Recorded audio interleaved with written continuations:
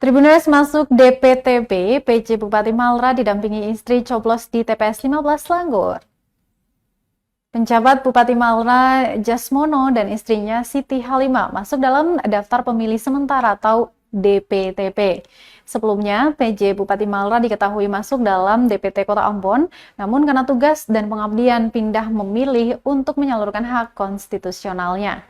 Pantauan tribunambon.com di lokasi pada Rabu 14 Februari 2024 pukul 09.48, PJ Bupati Malra tiba bersama sejumlah Forkopimda langsung dijamu Kepala Ohoy Langgur.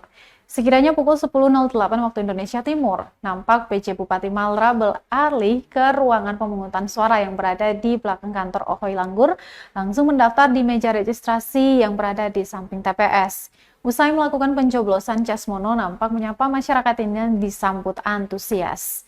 Di TPS 15 Langgur tercatat 293 pemilih dan 6 pemilih tambahan. Jasmono dan Siti Halimah terdaftar di nomor urut 194 dan 195.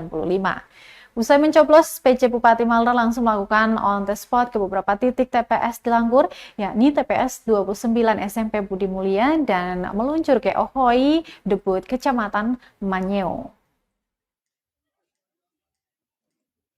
Download Tribun X sekarang, menghadirkan lokal menjadi Indonesia.